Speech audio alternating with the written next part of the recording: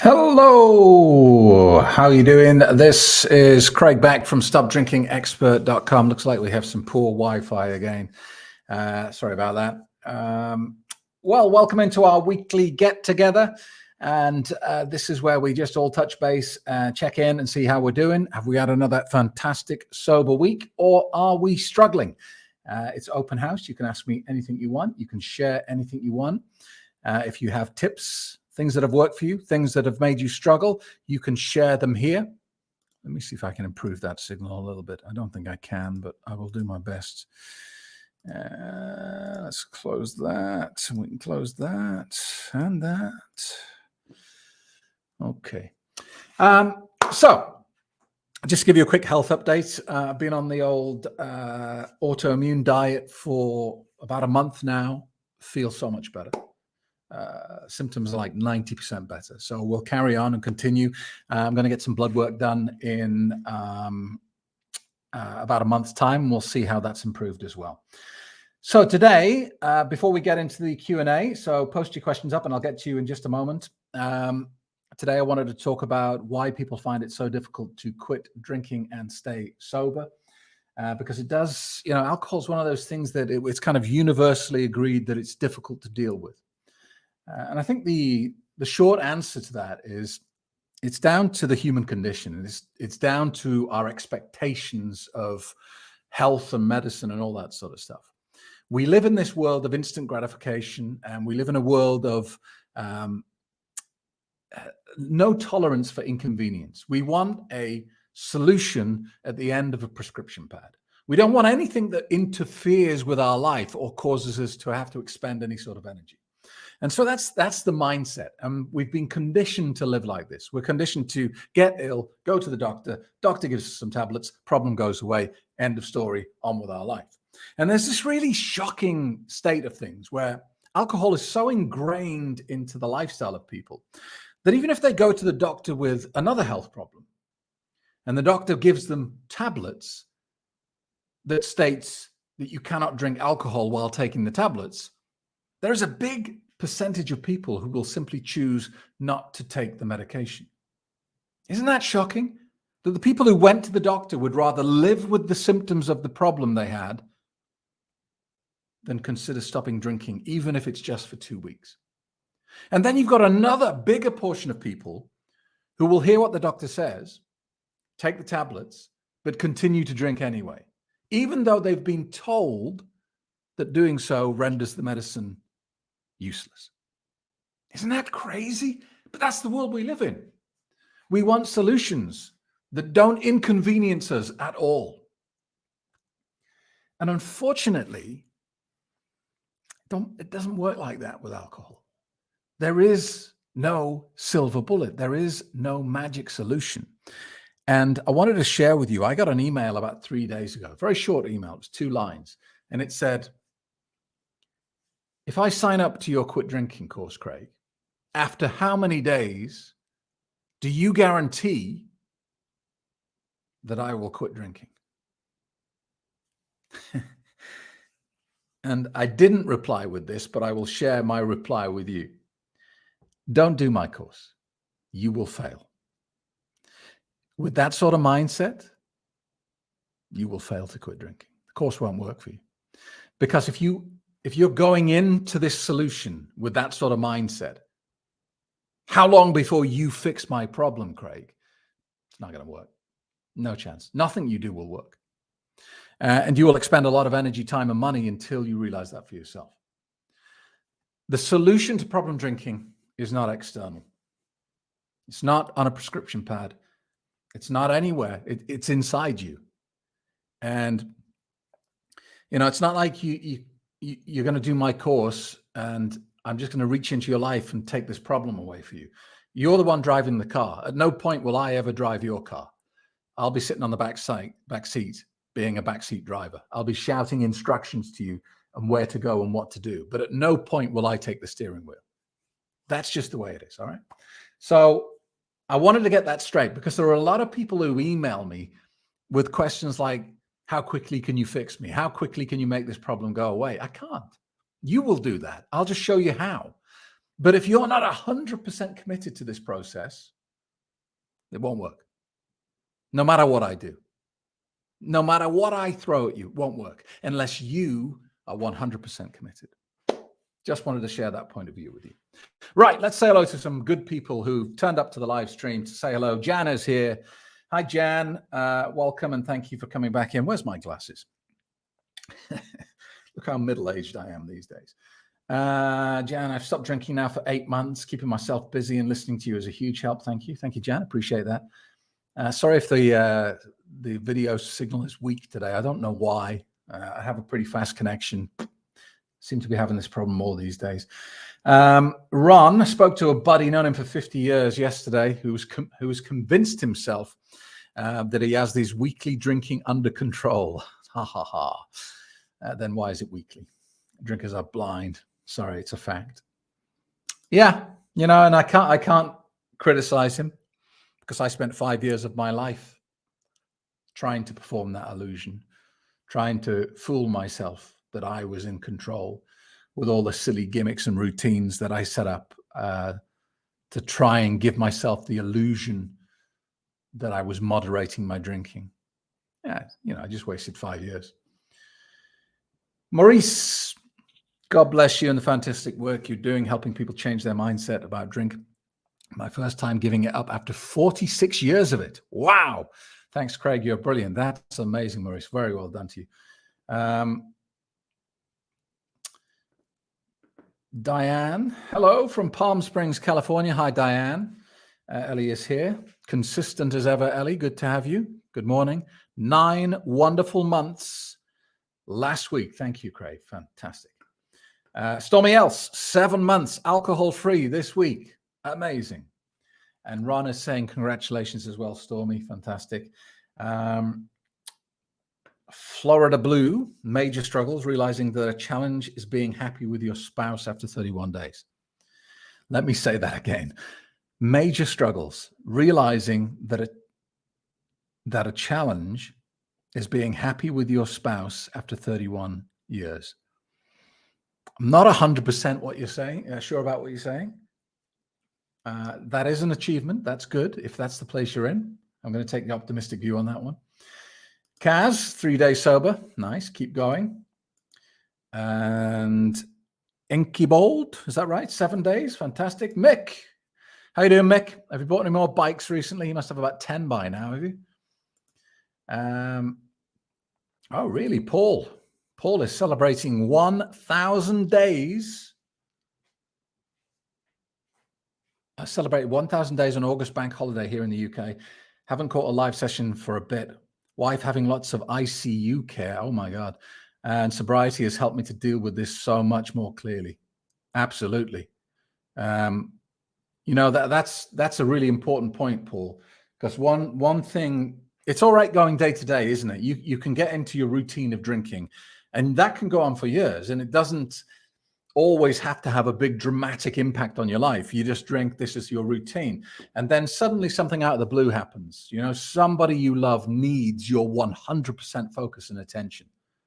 And if alcohol is in your life, I don't care how much you love them, they won't get it. They will not get the love, care, and devotion that they deserve and that sober you would want to give them. Because at some point, you're gonna have a choice to make, and the choice will be: do I do what's best for the person I love, or do I listen to the clown? And I don't care who you are or how bad the situation is. At some point, you're going to do what the clown wants, and that has the potential to leave you with an event in your life that you will regret forevermore. So I'm really pleased for you, Paul, and I'm glad you're there 100% for your wife. That must be a fantastic feeling. JR's on board. Good afternoon, Craig. Sending sober power from Norway. We love it.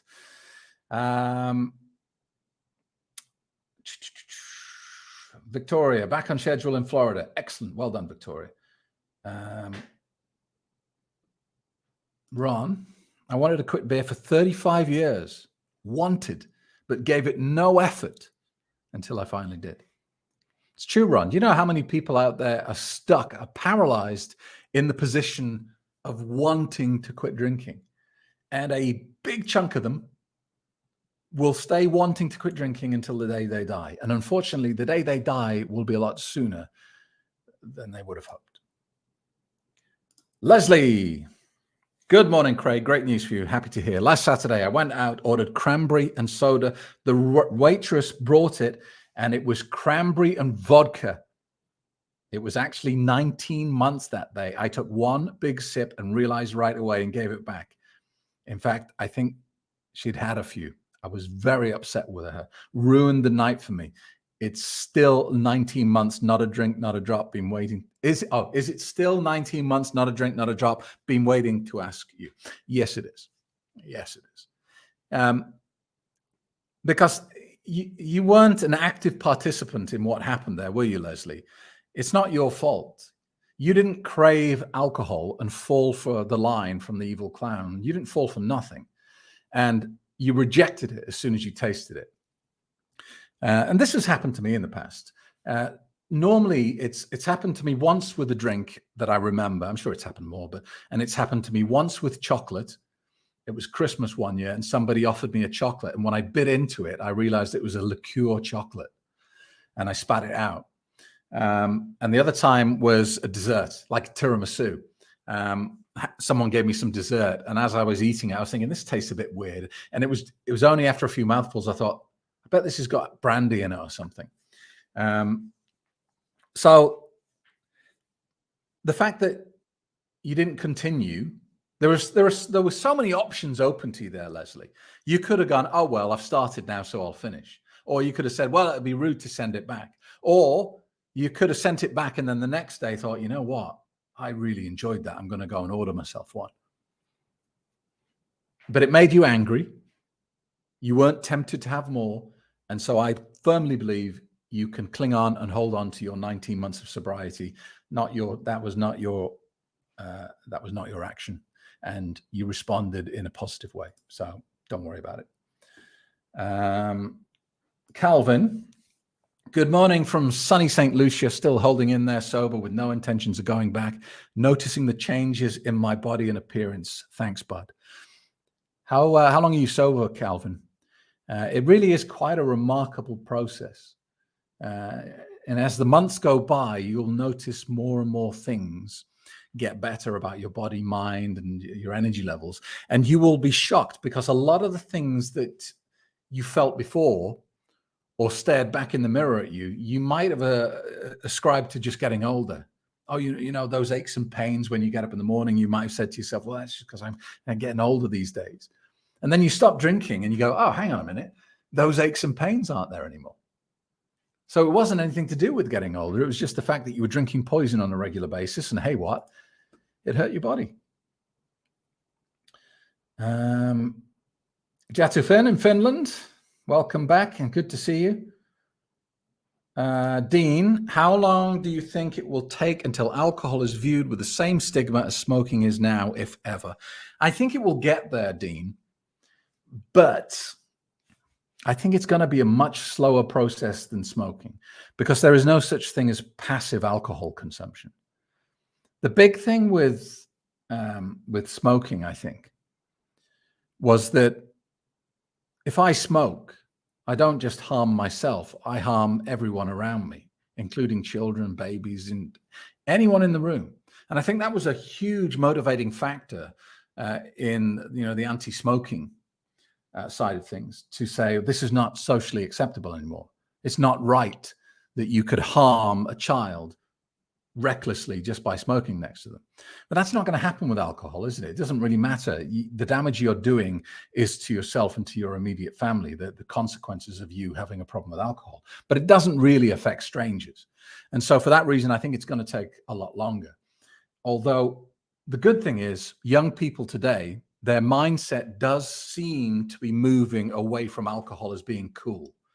But we're probably going to have to wait another generation before we see that as the standard.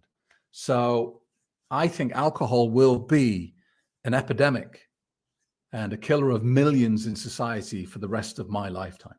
I can't see it improving dramatically in my own lifetime, which is scary, really, isn't it?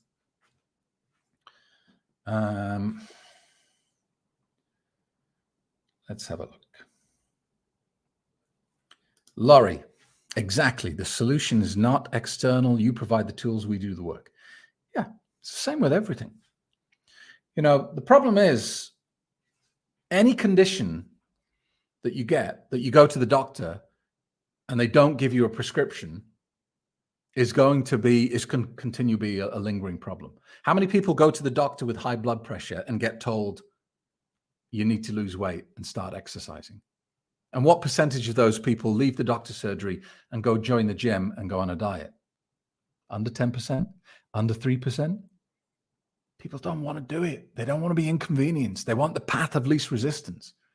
And so when you go to your doctor and say, I've got a problem with alcohol, and you don't get a prescription, how many people leave the doctor's surgery and say, right, I'm going to deal with this on my own. Off we go. Not many. Not many.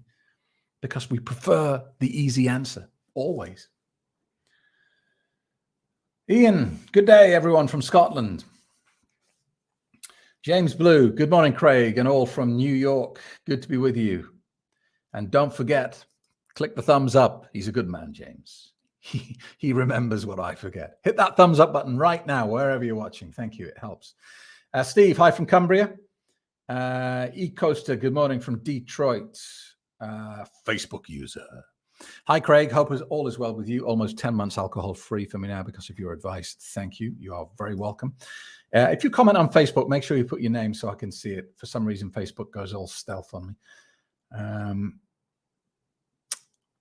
Ronnie, hello, Craig. You are looking very well. Thank you, Ronnie. I feel so much better. So much better. I've been really strict with my diet, with exercise, no gluten at all, no sugar at all.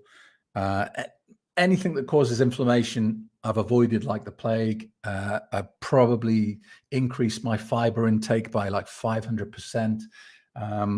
Lots of fresh fruit and veg, and just living a really pure plant-based diet wherever possible. And in 1 month, my symptoms have rescinded about 90%. I still get the odd little, thing, but it seems to be getting better and better. So I will continue. Sober Drew, 2 years sober on Halloween. Nice. Thank you for your words, Craig. Well done. Congratulations. Elaine is back. Hi, Elaine. Good to see you. Mick, just one build on the go. Also got into target shooting and thought cycling was expensive. Oh, yeah. I've done my fair share of expensive hobbies, Mick. Scuba diving. You got to have the latest dive computer. That's an expensive hobby. Golf. I was a terrible golfer, but every time I played a terrible round of golf, I always assumed that if I had better clubs, I would be better at golf. I can't tell you how many thousands I spent on that nonsense before eventually giving it up. And now I have a boat. If you really want to play expensive hobbies top trumps, get a boat. It's like a black hole you throw money into. Then, Ron, there needs to be dating clubs with confirmed non-drinkers or ex-alcoholics who no longer will drink.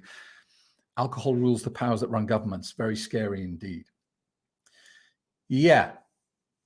Yeah, sometimes dating is difficult because problem drinkers, when they find out that you don't drink, a lot of them won't want to date you. They'll cancel on you and things like that. And that can be a little bit hurtful, and you can be a bit wounded by that. But actually, it's a good thing. It's a filter. You don't want to waste time getting into a relationship with a problem drinker. It's just going to hurt you. You're going to end up getting hurt, and you're going to end up falling for someone and falling in love with someone who then you have to watch kill themselves very slowly. It's an awful place to be.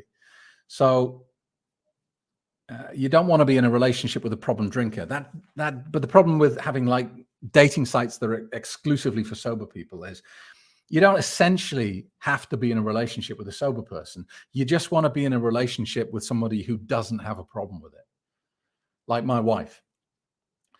As I've said many times before, my wife drinks alcohol. I buy it for her when she asks for it.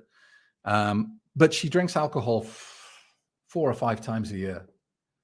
And that's it. It's not really a big thing in her life, and it's not something that we have in the house, unless my daughter's visiting. Then all the fridge is full of beer and all sorts.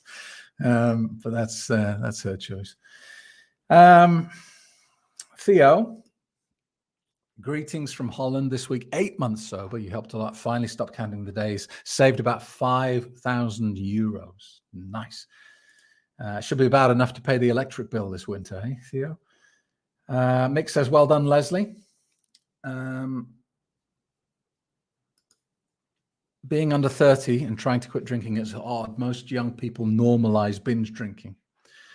Yeah, no, you're right. But I do think it kind of was worse before. It feels like it's getting a little bit better. That doesn't help you, of course, because, we all view the world through our own lens. You see it as you see it. It doesn't matter what went before, does it? Most young people do need to go through that phase, don't they, of alcohol being a big part of their life. But equally, I think you see what you want to see as well. And once you get into that sober mindset, you will see sobriety everywhere. When you are a reluctant non-drinker, when you've just given up, you can look around and think, I feel so left out. I feel like I'm the weirdo. I feel like I'm the odd one out here because everyone drinks. And that's just, negative self-talk. And once you get into that sober mindset, it changes. You start seeing sober people everywhere. My name's Craig. I see sober people.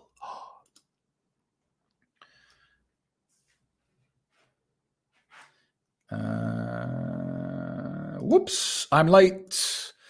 Hello, everyone. Welcome. You're here. That's the most important thing. Good point, Jadofin. Everyone with normal health can run a marathon. It's not impossible if you really want, but you need to put some serious effort in, and most people won't. So true.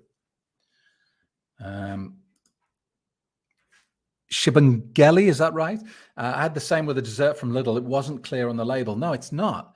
And the other thing that it was Lidl actually where I had the incident with the alcoholic drink, because they had these, I don't know if you've seen them, they have these little miniature cans and they have like a monkey's face on them. They look like fruit juice. They look like fruit punch, that sort of thing, non-alcoholic, like a pineapple juice or something like that. And they stack them where they put the chocolates, where they put the kids' chocolates at the checkout. So while you're standing there waiting to pay and you're like bored and looking around and you look to your left and you see all the chocolates and chewing gum and things like that, they had these little cans of what I thought was fruit juice. So I took one because I was bored, sat in my car, started driving away, took a swig, and then sprayed it all over the steering wheel. Why would you have alcohol with the kids' treats? Nuts. Jim, my favorite pharmacist. Oh, I have to be careful saying that because my daughter and her boyfriend are both in pharmacy, so I'd better retract that for my favorite American pharmacist. Hi, Jim. Elaine Innes, hello, handsome. She's going to ask me for money at some point here, I think. 14 months. I'm going through quite a few health issues too, biopsy and scans. Whilst I'm so grateful for my mindset change, I'm struggling with the guilt of what damage I may have done. I understand where you're coming from, Elaine. But, guilt is kind of pointless, isn't it? It's a pointless waste of time because we can all find things to be guilty about. I think you just have to forgive yourself. You just have to accept it and say, look, that's what it was. Sometimes, things of the past are not of your doing and they will have damaged you. You could have lived in a house that was full of asbestos. Are you going to beat yourself up because you didn't do a proper survey of the house, or you didn't have it checked, or you didn't do this, or you didn't do that? Stuff happens and we make mistakes, and that's how we learn. That's how we move forward. You can't really develop as an adult unless you make a big heap of mistakes. And generally, in my experience, you show me a really successful person and I'll show you someone who's failed much more than the normal person. So don't beat yourself up. There's no point. You made a good decision at some point, and that will repay you. Just stay positive. Stay with the process. You can reverse this. Good point, Chris. People say life without alcohol is boring, but I've noticed since I've stopped drinking, I've said I'm bored a whole lot less. Yeah. Doesn't make any sense anyway, does it? A life without a sedative is boring. It doesn't make sense. Like a lot of things with alcohol.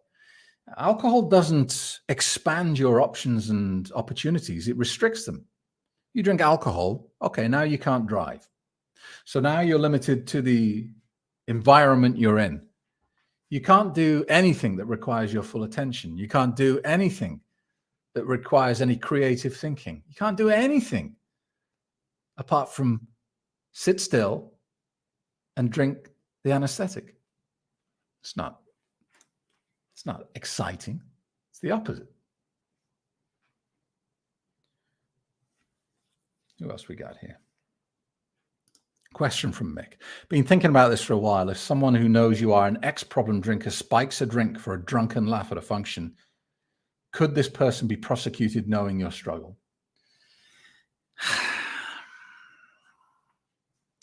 I'm not sure, because I don't think so. I think it would be difficult, predominantly because the established mentality is that alcohol is a normal, everyday part of life. I think if it was a Class A drug or an illegal drug, then yes, they could be and probably would be prosecuted. If you spike someone's drink with an illegal substance, then therefore you're breaking the law. But alcohol is legal. I just can't see I can't see it. Morally, you're right, Mick. You should call the police. This person has just done something quite hurtful and harmful to me. I just, knowing people's mentality around drinking, I just can't see the police taking it seriously. I can't see a judge taking it seriously. I can see lawyers having a field day with it and it getting nowhere and wasting a lot of time. I think morally, you're right, but in practice, I think it's impossible to uphold it.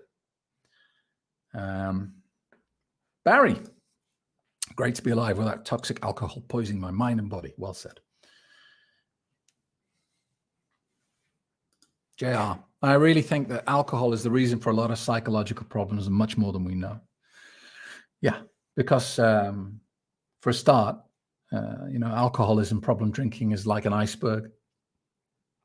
We can see the very top, the 20%. We can see the people with the problems, the people who are admitting to their doctor that they have a problem with alcohol, the people who are failing at work, failing at family, suffering health problems. We can see those people, but that's just the real tip of the iceberg. Below that, there's a whole mountain of people who are going home every night of the week and opening bottle after bottle of wine, can after can of beer.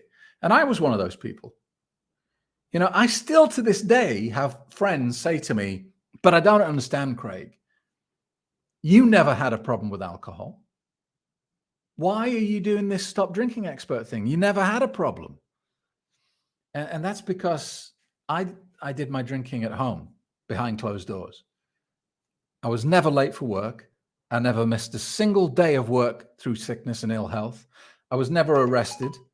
I was never thrown in the drunk tank.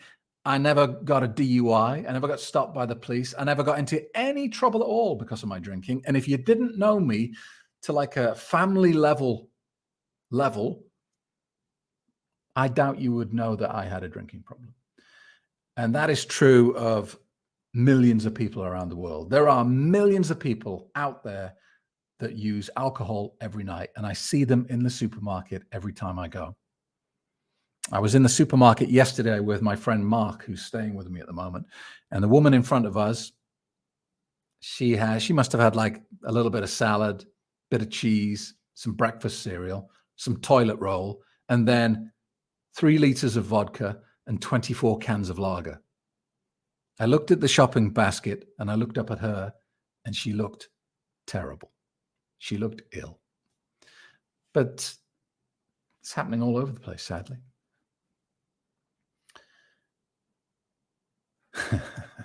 Mark, howdy back. Thank you for 136 days sober nights, days and nights. Excellent. Well done. What else we got? Hi, Emily from the States. Welcome. Mick was advising me to go try a plant-based diet. I'm trying to, Mick. I'm a bit picky with eating, but I'd say I'm probably 80% meat-free these days. There's a bit of chicken. I don't eat any red meat or processed meats, but I'm doing those Beyond Meat burgers and mince and things like that predominantly.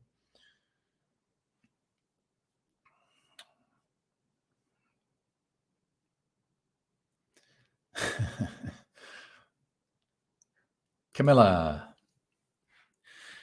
Hi again from Sweden. Struggling, but getting there. Going okay.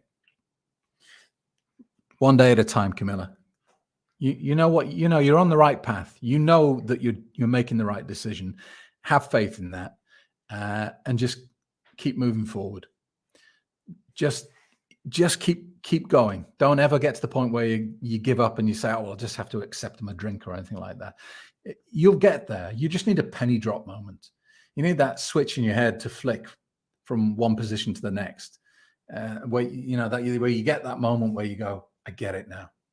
I get it." And it becomes subconscious rather than conscious. Instead of having to consciously force yourself to avoid alcohol, it becomes like other drugs. Like you don't have to force yourself not to sniff glue. You don't have to walk through a supermarket and put blinkers on and force yourself to go past the solvents, the glues, because you're worried that you might be tempted to sniff them. It's just programmed into you. And that's where you need to get with alcohol, so that it just becomes automatic. And it just doesn't enter into your thinking anymore. That's the process you're involved with. If you need help, do the course. Go to stopdrinkingexpert.com. Let's have a look. How long have we done here? 32 minutes. We got time to do a few more questions. Lizzie. Yeah, my wife only poisons herself 4 to 5 times a year. But it's her choice, You don't want to be one of those, former drinkers who's insistent that everyone else changes their behavior. You can't change anyone's behavior but your own, and you will just lose friends and lose relationships unless you accept that. Here's the reality. If my wife, when I met her, was a problem drinker, she wouldn't have become my wife, because our relationship would not have been as good as it is. It would have been a problem. And I couldn't have coped being in love with someone who was slowly killing themselves. The fact that alcohol doesn't really bother her, and occasionally she has a drink, is fine. It doesn't cause me any, just because I believe it to be poison and I preach that message to other people because I feel like it helps give clarity. There's too many people out there saying, alcohol in moderation is good for you, or just try and cut back a little bit, or, try and have a drink of water for every alcoholic drink you have. All these sorts of things. I don't think it's helpful, because underneath all of those messages is the kind of suggestion that it's okay as long as you don't go crazy. It's not. I think it's more helpful for problem drinkers for us to start thinking about this substance as poison that we want out of our life. Stephen, thoughts on AA and the 12 steps, please.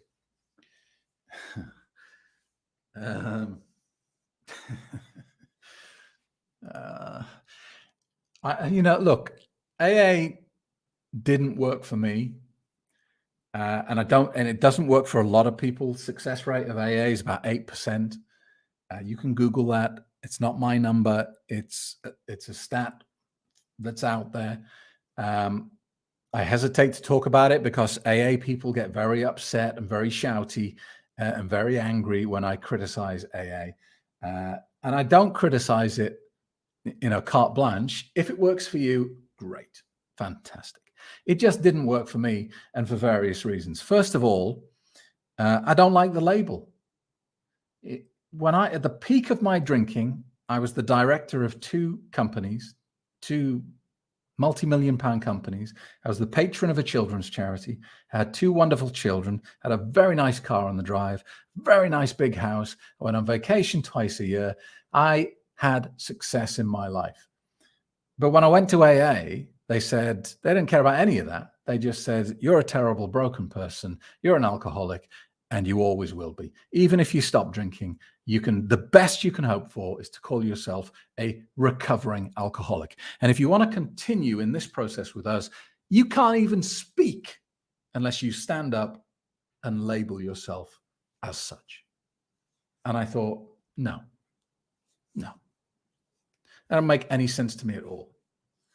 To say that I am broken because I am unable to control a highly addictive substance with willpower is nonsense.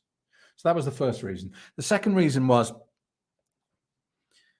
it was kind of depressing. The room was full of people talking about horrendous things with alcohol, all of which were much worse than my drinking. There was a guy in there who used to beat his wife up every night he had a drink. There was a woman in there who'd been given 6 months to live. There was a guy in there who hadn't worked for 3 months because he just couldn't get through the day without drinking. And I was sitting there thinking, well, I only drink wine when I get home from work. I kind of feel like I'm in the wrong room. So when I first went to AA, it encouraged me to drink more. I bought a bottle of whiskey on the way home from AA because I thought, I'm nowhere near these guys. I've got room to grow. So that was the second reason. And the third one was this. Look, I'm a spiritual person. I'm not religious. I believe in something. I don't believe in the biblical sense of God and the old man in the clouds and all that sort of stuff. But I am a spiritual person. I believe that there's, a force greater than we can appreciate out there somewhere. But this part of AA where they say that you are broken and you're so broken that you can't even fix your own problem. You have to give it to God, or you have to give it to the higher power, and he, she, it, they will fix it for you. That is just 100% pure grade horseshit, if you ask me. And when I first heard that, I thought, but what about the atheists who come to AA? What about, they've plucked up the courage, they've come to this church hall and they get told, the only solution to your problem is to give it to God. And they must sit there thinking, I'm screwed. I'm screwed. There's no way out of this. The only solution is to give it to the magical being in the clouds that I don't believe in. That must be so depressing. So thanks for the question, Stephen. I'm not a fan, is the solution. Thank you, JR, for the super sticker. Appreciate it. Lee Views, 50 days tomorrow. Very good. Excellent. Stephen Hall. This is a really tough question, Stephen. This is the number one question that I have got over the last 12 years of doing this that I'm not happy with my answer. I have never given an answer to this question that I think, yeah, Craig, you nailed that. You really got to the heart of that. I've never answered it because it fundamentally comes back to that starting position of you can only change yourself. No matter what you do, no matter how hard you try, no matter how much money you throw at it, you cannot change other people. And when people email me saying, my husband's killing himself, he's drinking himself to death, what do I do? My wife's a shadow of her former self. She's got years left to live if she carries on like this. What do I do, Craig? My son's drinking and it's out of control. What do I do? It's super tough. And rule number one is look after yourself first. Rule number two is don't facilitate their drinking. Don't lie for them. Don't cover up their drinking. Don't enable their drinking. Don't go along with the lies that they are telling themselves. You have to be a little bit cruel to be kind sometimes, but you also have to understand that you can't strong arm them or force them to do something about this. This is going to be their journey and they will take it on their own. For your own peace of mind, look after yourself and make sure that you are not a part of the problem. You can try and be a part of the solution if they reach out and ask for it, but that's going to be their decision. Again, I've answered the question without being completely happy with it.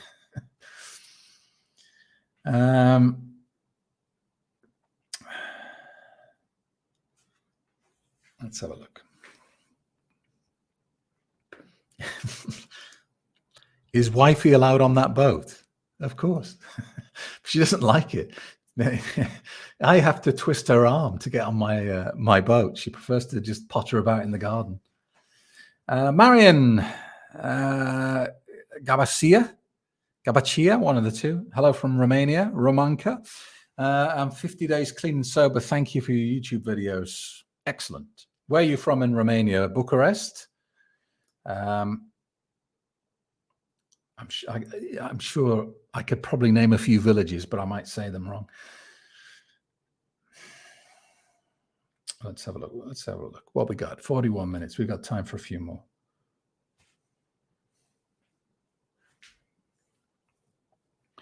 Mick, yeah, you know, this talking about spiking drinks with alcohol and should it be a criminal offense? And you're right, Mick. It's not unthinkable that some comedian would try and do that. You know, one member of the gang who's considered a little bit crazy, a bit out there, but actually has just got a really big drinking problem. It's not unthinkable that they'll spike your drink. I think, fortunately, someone like you, Mick, and someone who's been sober a long time would very, very quickly identify that the drink had alcohol in it. And you would have every right to be furious with that person. You know, that's almost a friendship ending action, isn't it? For someone who knows you've had a problem with alcohol to then spike your drink. If it was me, if that happened to me, I would drop them stone dead. I would not have anything to do. I wouldn't speak to them again.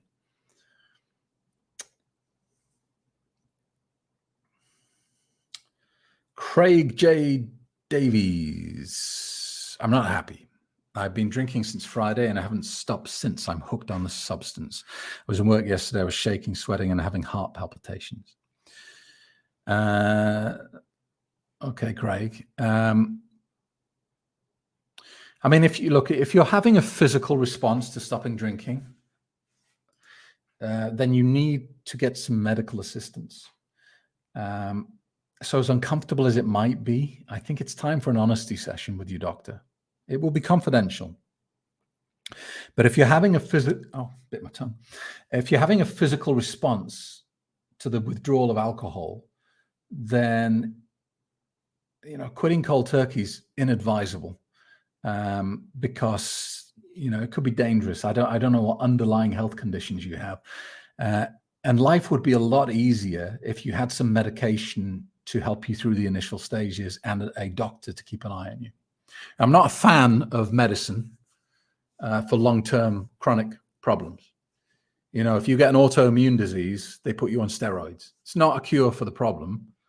Doesn't make your autoimmune disease go away. It just covers up the symptoms and then gives you some really nasty side effects that cause additional health harm.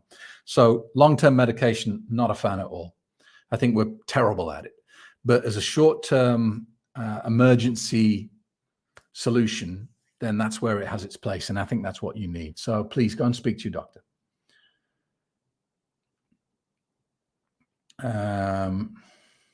NLM, 43 days sober. Thanks. David Nutt's book, Drink, was very sobering. Have you read Dr. Anna Lembke? Can't even say it. Dopamine Nation. No, I haven't, but that sounds good. I will read that. I will add that to my list.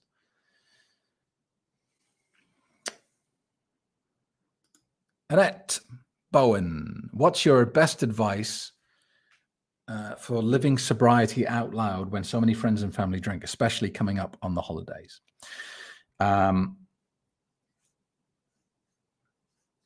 It depends on whether we're talking close friends and family or acquaintances, because you deal with the two sets of people differently.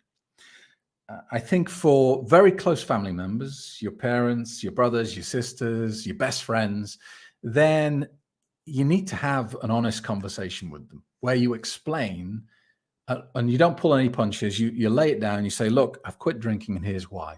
because it was destroying my life. It made me so miserable. I can't even begin to tell you how unhappy I've been because of alcohol. I've decided I don't want that in my life anymore. And I'd like you to help me achieve that. And, get them to vocalize their involvement.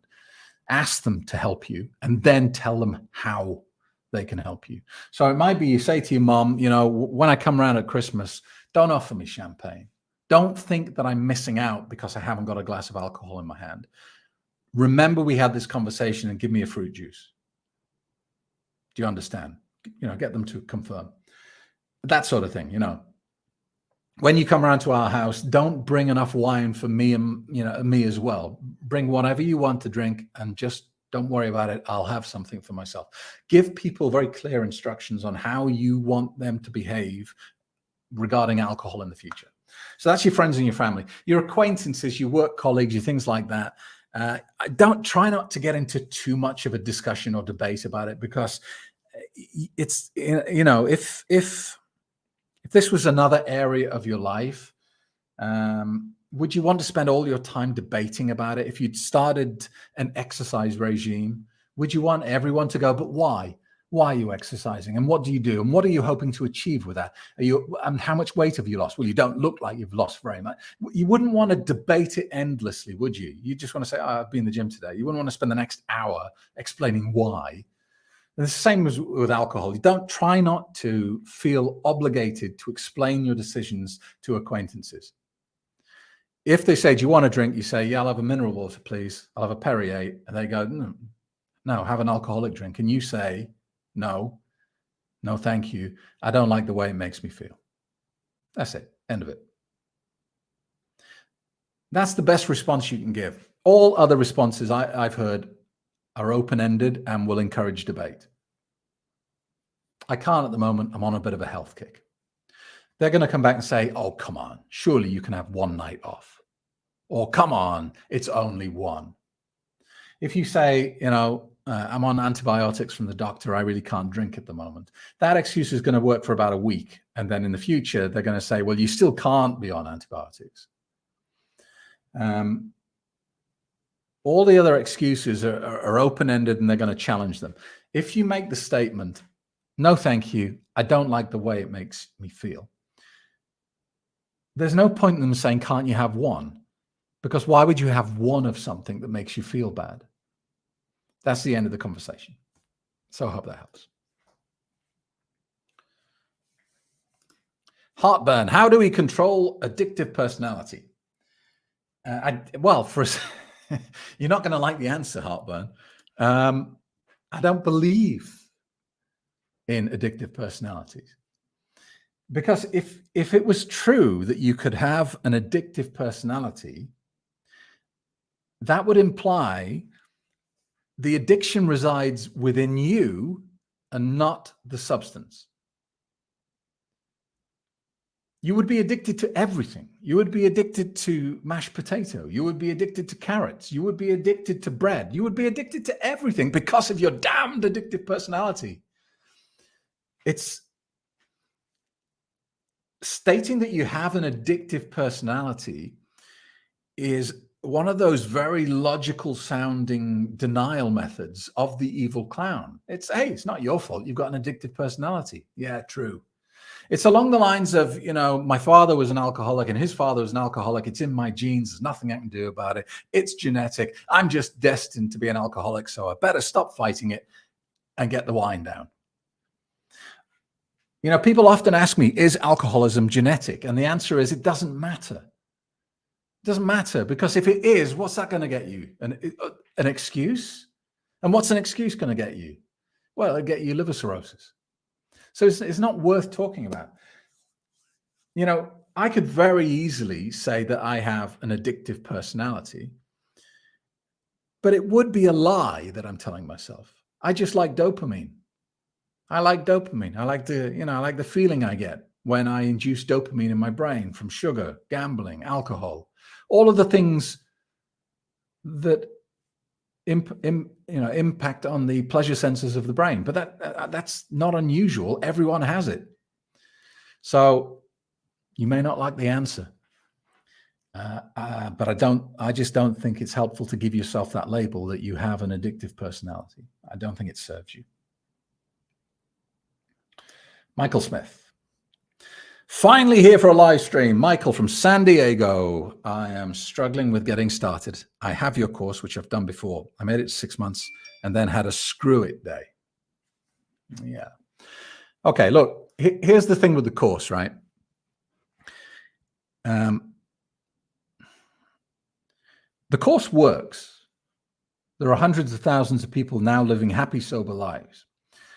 Does it work for everyone? No. So how do you make it work for you? How do you make sure that you're not one of the people that says, well, I tried that Craig Beck's course and it didn't work? The answer is this, right? If you do the course once, you're going to remember about 10 to 15% of it maximum. There are people now living sober lives who have been through the course 16, 17, 18 times before it's stuck. The objective, how do you know if you've watched it enough times? You need to know the content of the course to the level that you could teach it to someone else. And I'm willing to place a bet right here and now that you don't. I reckon if I asked you 20 questions now about the Stop Drinking course that you've paid for, I don't think you'd get anywhere near to half the questions right. That's just a gamble based on my experience, but that's speculation. The other thing about the course is this. If you give it 100% passion and commitment, you do everything that I tell you in the order that I tell you to do it. You do all the exercises, you do the recommended reading, you do the 4 things that I talk about in the course. You'll stop drinking. End of story. 100%. Every time. If you take out 1% of the course, you skip it, you fast forward it. You don't do that exercise because I kind of know what I was going to say, but I won't bother doing it. I have no idea if it will work or not. The only thing I know is 100% works, and anything less than that, no idea. So you've got the course, go back and do it again, but with 100% passion and commitment. And keep coming back, Michael. Be a part of the community. JJ. Thank you, Craig. You helped give my life meaning again. I'm 55, happy and sober. Excellent. Annette, Michael, I discovered Craig over 3 years ago too, been sober since. Been on a discovery journey to myself every day. Very good, nice. My wife plays the piano and she's very hard on herself. She won't play publicly, but she's actually learning. She's very good.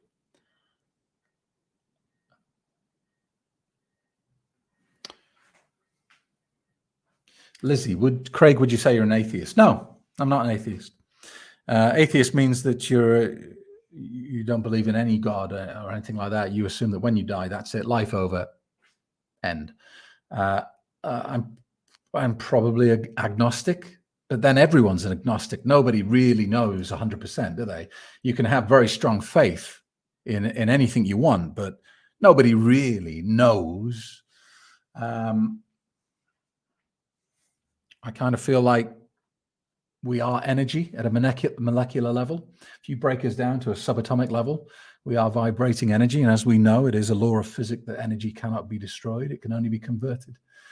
So as you know, if you've done my course, I'm not a man of faith or believing in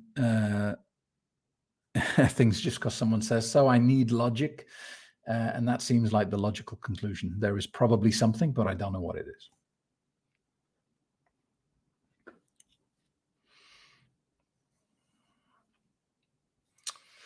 Okay, we're going to wrap up soon because we've done 55 minutes. I'm looking for a final few questions. Stormy, I tried an AA meeting. Really didn't like how they all announced themselves as alcoholics before speaking. I thought it was weird. Yeah, it wasn't for me. But it is for some people. Some people love it. Some people, it's the chance to meet on a regular basis with other human beings with empathy. It's great. just not for me.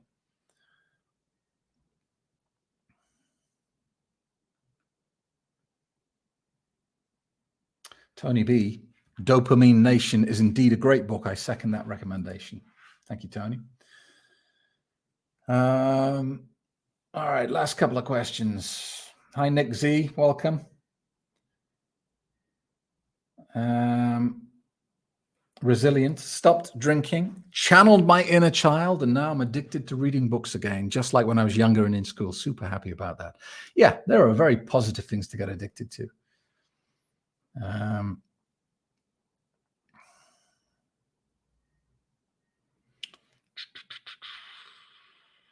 We're looking for a final profound comment to close the stream on here.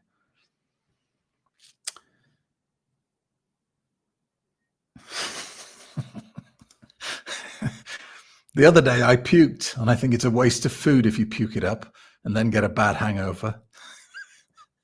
We can't end the stream on that one, can we?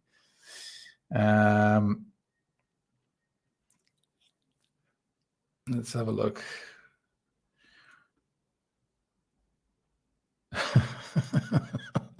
Jessica, I dated a puker. All right, I think that's established the end of the feed. Thank you very much for joining me. I hope you found it helpful. If you are worried about your drinking and you're one of those little voyeurs that hangs around on YouTube watching videos but never actually doing anything and taking action, change that today. It's a very bad place to be.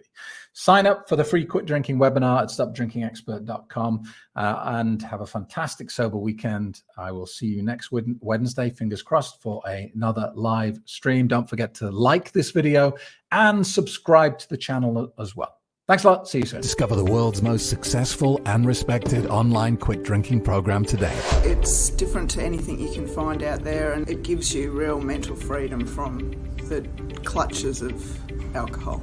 Craig Beck helps you understand what alcohol does to you, how it works. I always recommend him to anybody.